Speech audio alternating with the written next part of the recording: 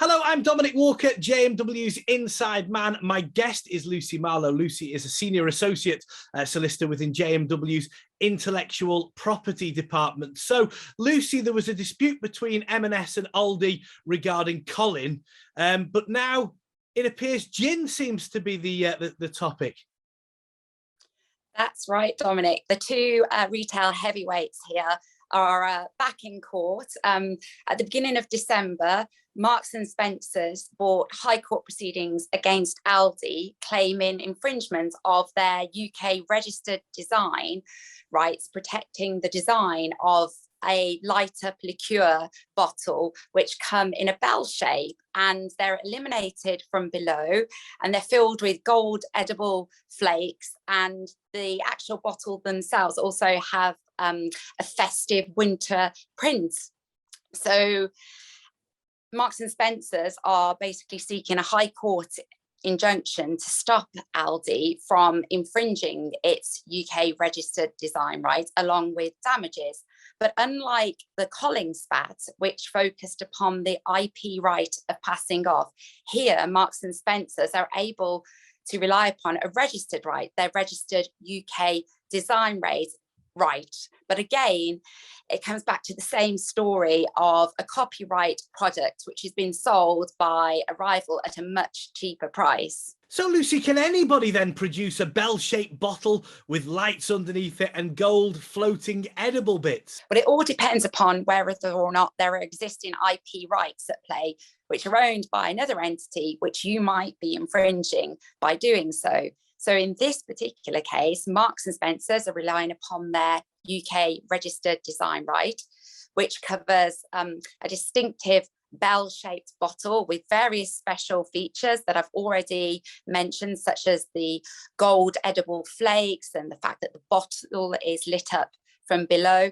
But essentially, to succeed with a UK registered design right infringement case, what Marks and Spencer's would need to be able to show is that the design does not produce on an informed user a different overall impression than that by the registered design.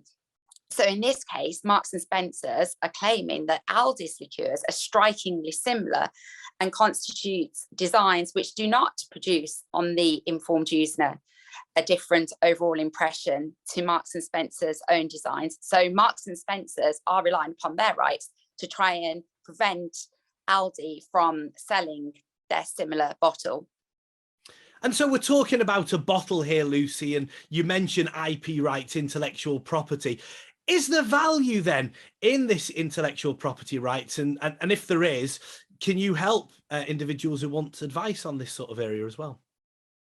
Yes, so there's absolutely lots of value in intellectual property rights, and copycat products are nothing new. But what we can do is we can help ensure that you put the right protection in place from the outset. So, for example, in this case, Marks and Spencer's were in a fortunate position where they could rely upon a registered UK design right, which is a much easier right to rely upon rather than falling back upon unregistered rights, such as passing off, which is the right that they relied upon in the Colin the Caterpillar case, and that protects the getter of a product. So how we can assist is that we can audit your rights and advise upon which rights you can apply to gain protection from, or just advise as to what rights you actually have. And then once those rights are in place, we can assist with enforcing those rights in the event that you're in the unfortunate position of a copycat being out there. Likewise, if you receive a cease and desist letter, we can assist with that. And in all of those cases, the essence really is to act quickly. So pick up the phone and gain legal advice to ensure that you take the best course of action in response.